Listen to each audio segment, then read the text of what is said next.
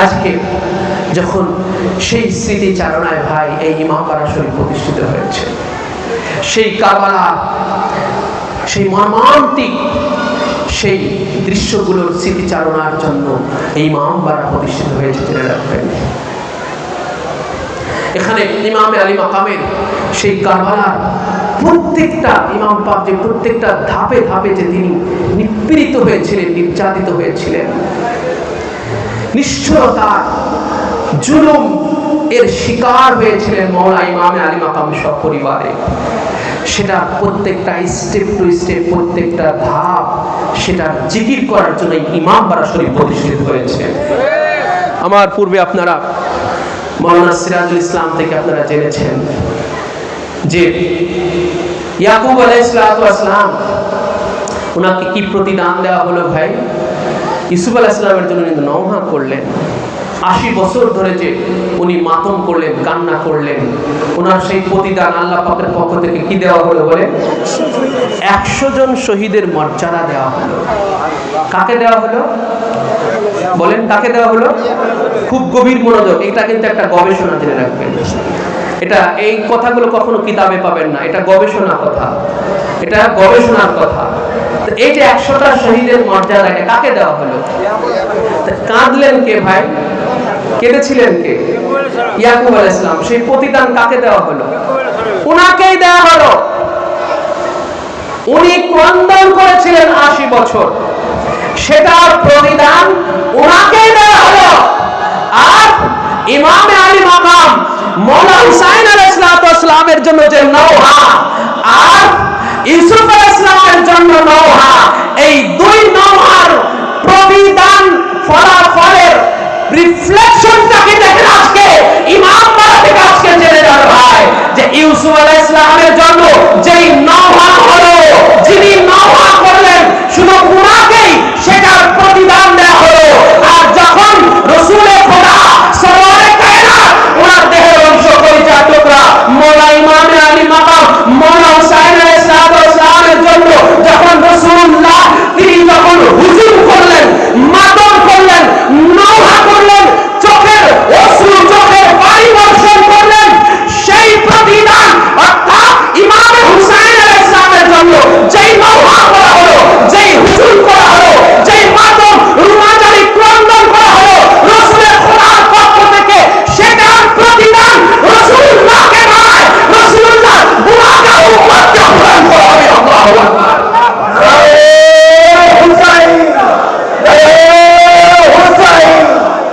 ভাই হযরতে হাজের আলাইহিস সালাম এবং হযরতে ইসমাঈল আলাইহিস সালাম ওনাদের তৃষ্ণার জিকির করলে সওয়াব হয়। কি হয় বলেন? সওয়াব হয়।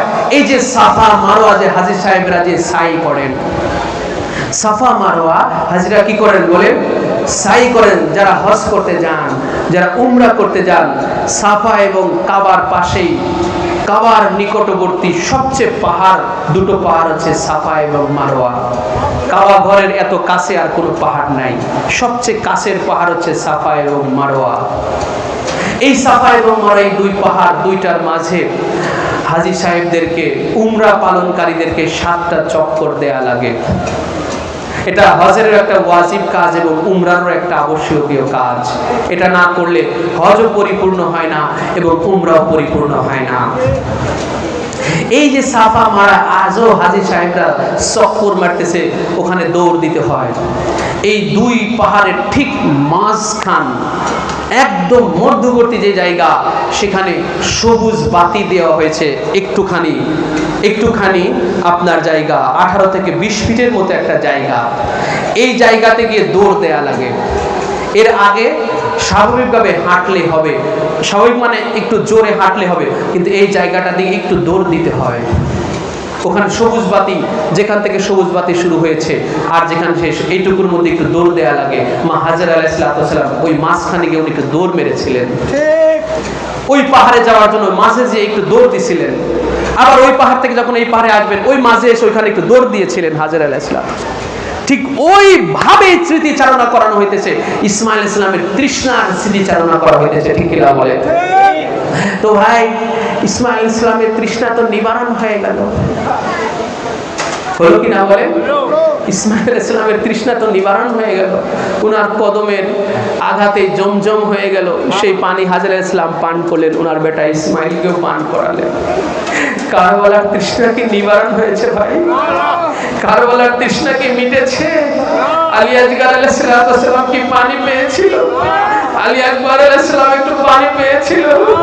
ইমামে আলী মাকামকে জবাহের পূর্বে কি এক কাতরা পানি দেওয়া হয়েছিল?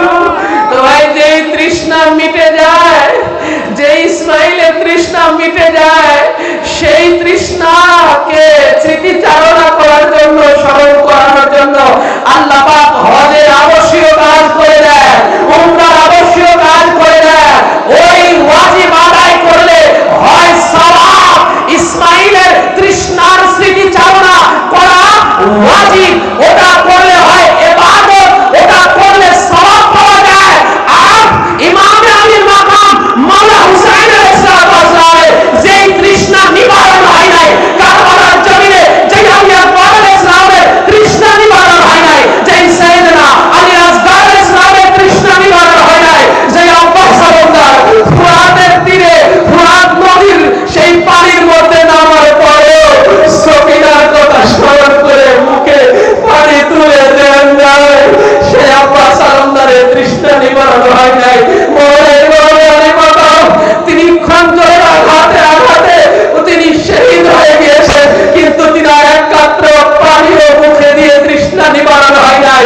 সেই তৃষ্ণার জিকির আজকে যখন আমরা এই ইমামে আলী মাকামের এই জায়গাতে এসে করব, শুধু মাহে মুহররম নয়, আমরা যে কোনো সময়ে, যে কোনো দিনে, যে কোনো মুহূর্তে এই ইমামে আলী মাকামের যে কোনো জায়গাতে থেকে যখন ইমাম পাকে সেই তৃষ্ণার কথা স্মরণ করে আপনি যদি, আমি যদি একজন আফসোস করি, দুঃখ প্রকাশ করি, সেটা সওয়াব নয়, ওটা আপনার আমার আপনার নাজাতের ফয়সালা হয়ে যাবে।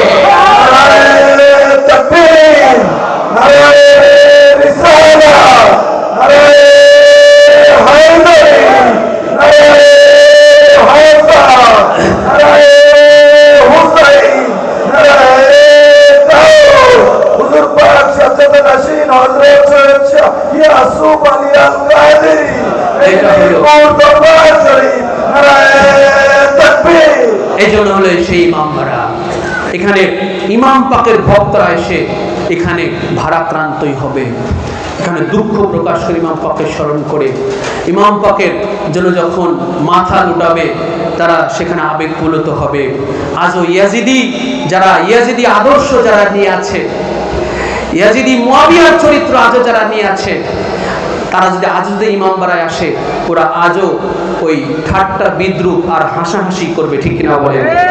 কারবালাতে যেমন ওরা ঠাট্টা বিদ্রুপ আর হাসাহাসি করেছিল, আজও ইমামবাড়াতে যদি ওরা আজও কোনো ইয়াজিদির উত্তরসূরি যদি আজও এই ইমামবাড়া শরীফে যদি ওদের পদচারণা হয়, তোরা আজও সেই ঠাট্টা বিদ্রুপে হাসাহাসি করে এখান থেকে চলে যাবে, ঠিক কিনা বলেন? এটা করেই ওরা চলে যাবে, জেনে রাখবেন। ওরা এখানে এসে ভারাক্রান্ত হবে না। এই জন্য হলো এই ইমামবাড়া শরীফ, জেনে রাখবেন। এখানে কারবালার ময়দানে যেমন ইমামে আলী মাকামের সেই শোকের সেই চিহ্ন, ওনার মাজার শরীফ, ইমাম পাকের শোকের মূল কেন্দ্রবৃন্দ কারবালার ময়দানে ওনার মাজার শরীফ, ঠিক কিনা বলে? ইমাম পাকের রওজা মুবারক, ইমাম পাকের দেহ মুবারক যেখানে মাদফুন হয়েছে, যেখানে রাখা আছে কারবালার যেই জায়গাটাতে ইমাম পাক তিনি কতল করা হয়েছিল ওনাকে, সেই ওই জায়গাটা ইমাম পাকের রওজা মুবারক, ওইটা হলো কারবালার মূল কেন্দ্রবিন্দু, ইমাম পাকের জন্য শোক প্রকাশ করার জন্য। তো ইমামে আলী মাকামের এই স্মৃতিচারণার এই জায়গা, ওনার শাহাদত পাকের স্মৃতিচারণার যেখানে স্থাপনা তৈরি করা হয়, ওটাকে ইমামবাড়া বলা হয়, জেনে রাখবেন। ইমাম পাকের বাড়ি মানে কি ভাই? ইমামবাড়া এটা ফার্সি ভাষাভাষী শব্দ, মানে ইমাম পাকের আবাসস্থল। ইমাম পাক কিন্তু কারবালায় গিয়ে প্রথমে তিনি ওনার আবাসস্থল তৈরি করেছিলেন, ওনার বাড়ি তৈরি করেছিলেন, ঠিক না বলে? ইমামবাড়ার জমিন খরিদ করে নিয়েছিলেন ইমাম পাক।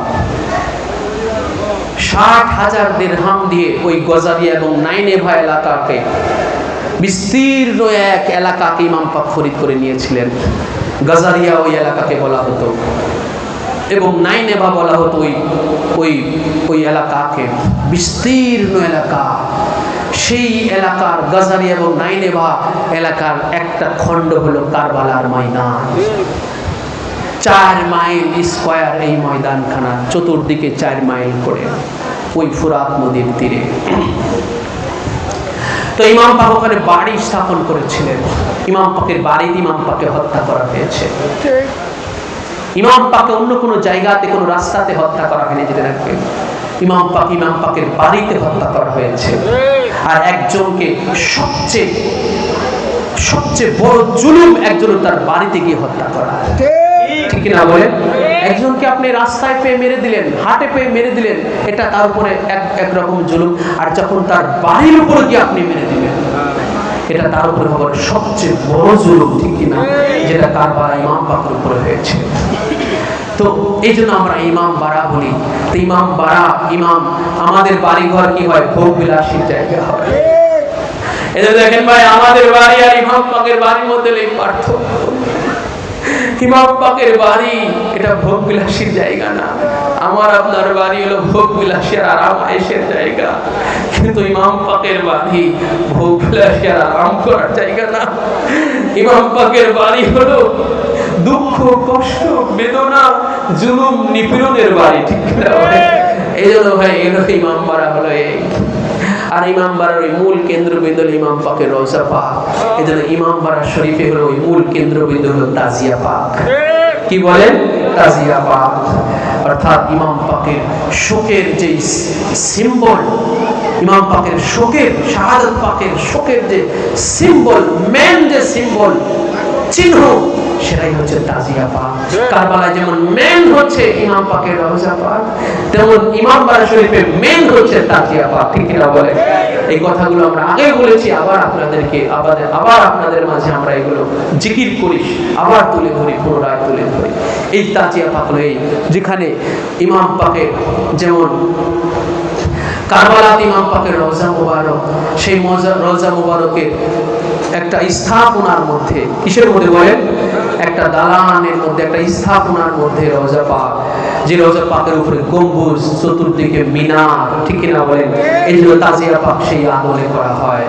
ওটা একটা স্থাপনা, তাজিয়া পাক একটা স্থাপনা, যেটার ভিতরে আছে ইমাম পাকের রওজা মুবারকের প্রতিকৃতি। এই প্রতিকৃতির দলিল আছে, ইমাম পাকের এই তাজিয়া পাকের দলিল আছে, যেটা আমি কয়েকদিন আগে বর্ণনা করে গেছি।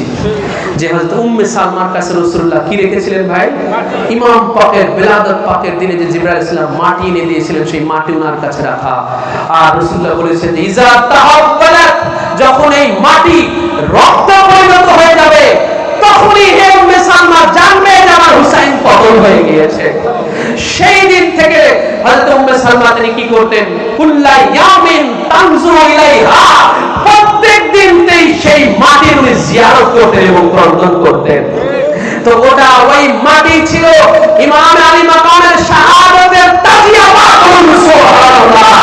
আজকে ইমাম পাকের শাহাদাত পাকের ১৫০০ বছর পরে এসে আমরা তাজিয়া পাক তৈরি হই, আর ইমাম পাকের শাহাদাত পাকের ৫৬ বছর পূর্বে ওই কাবার মাটি যখন এই রাসূলুল্লাহর কাছে এনে হাজির করা হয়েছিল, আর রাসূলুল্লাহ যখন আর বিবির কাছে রেখেছিলেন, সেই বিবি ওই মাটিকেই তাজিয়াদারি করেছিলেন। সুবহানাল্লাহ। ওই মাটি ছিল তাজিয়া পাক। ওই মাটি কি ছিল বলেন? ইমাম পাকের শাহাদাত ঠিক যেই জায়গাটা হবে, সেই জায়গা, সেই লাল মাটি, ওটাই ছিল নবীর ঘরে ইমাম পাকের তাজিয়া পাক। সুবহানাল্লাহ। তো পহেলা তাজিয়া পাক, পহেলা তাজিয়া পাক নির্মিত হয়েছে স্বয়ং রাসূলুল্লাহর ঘরে। কার ঘরে বলেন? স্বয়ং রাসূলুল্লাহর ঘরে পহেলা তাজিয়া পাক তৈরি হয়েছে, প্রথম বানানো হয়েছিল। প্রথম তাজিয়া পাক স্থাপিত হয়েছে রাসূলুল্লাহ সাল্লাল্লাহু আলাইহি ওয়াসাল্লামের ঘরে, এবং সেই তাজিয়াদারি করা হয়েছে। এবং ইমামে আলী মাকাম যখন ফাইনালি কারবালার ময়দানে তিনি যখন শাহাদাত বরণ করলেন, অর্থাৎ ওনার লাশ পাকের তাবুত হয়ে গেল। তাবুত পাক কি হলো বলেন? তাবুত পাক মানে লাশ, যেই লাশ নেওয়ার যে কফিন, ওটাকে তাবুত বলা হয়। যে খাটিয়াতে বা কফিনে লাশ নেওয়া হয় ওটাকে কি বলা হয় বলে? তাবুত পাক বলা হয় ভাই। অর্থাৎ লাশের কফিনের প্রতিকৃতি, লাশ মুবারকের কফিনের প্রতিকৃতিকে কি বলে? তাবুত পাক বলে। জেনে রাখবেন যে তাবুত পাক আমরা বানাই, তৈরি করি, যেটা ইমাম পাকের ওনার শাহাদাত পাক, ওনার শোকের আর একটা সিম্বল, আর একটা চিহ্ন হচ্ছে তাবুত পাক, অর্থাৎ লাশ মুবারকের কফিনের প্রতিকৃতি। এগুলোর মর্তবা ভাই, ওই যারা হতভাগা, হতছাড়া, মালাম অভিশপ্ত যারা, ওরা এই নিয়ামত পাকগুলোর মর্তবা, মাহাত্ম্য ওদের বুঝে আসবে না। আরে ভাই, খোদ ইমাম আলী মাকামকে যারা জানতে পারে নাই, বুঝতে পারে নাই, উনার সিম্বল, উনার স্মৃতিচারণের কথা বাদই দিলাম, উনার তাজিয়া পাক তো উনার শাহাদাত পাকের সিম্বল, চিহ্ন, স্বয়ং খোদ মাওলানা হুসাইন উনাকেই ওরা চিনতে বুঝতে পেরেছে বলেন? স্বয়ং উনার দেহের উপর ওরা আঘাত করেছে, উনার দেহকে ক্ষত বিক্ষত করে দিয়েছে। তো যারা ইমাম পাকের দেহ মুবারককে ক্ষত বিক্ষত করে দিয়েছে ভাই, তারা উনার স্মৃতিচারণার, শাহাদাত পাকের স্মৃতিচারণার ওই চিহ্নকে কি তাদের কাছে, এই চিহ্নের কোনো দাম ওদের কাছে আছে? এটার মাহাত্ম্য কখন ওদের কাছে আছে? স্বয়ং মওলার মাহাত্ম্য যাদের কাছে ছিল না, কদর ছিল না, তার চিহ্নর কি কোনো কদর থাকতে পারে? এই জন্য যেটা কারবালায় এক কালেমা পড়নেওয়ালা ইমাম পাককে শহীদ করে দিয়ে তৃপ্তি লাভ করেছে, আর এক কালেমা পড়নেওয়ালা ইমাম পাকের জন্য নিজে শহীদ হয়ে তৃপ্তি লাভ করেছে। ঠিক কিনা বলেন? এক নামাজিরা ইমাম পাককে কতল করে তারা তৃপ্তি লাভ করেছে, আর এক নামাজিরা তারা ইমাম পাকের জন্য নিজেরা শহীদ হয়ে তৃপ্তি লাভ করেছে। ঠিক কিনা বলেন? এই তো চলতেছে। আল্লাহ পাক আমাদের সেই ইমামে আলী মাকামের কাতারে, ইমামে আলী মাকামের ছত্র ছায়া, ইমামে আলী মাকামের অবস্থানে আল্লাহ পাক আমাদের কবুল মঞ্জুর করুন, আমিন। আসসালামু আলাইকুম রহমতুল্লাহি তাআলা ওয়া বারাকাতুহু। মাতুম গুজারে আহলে বাইত।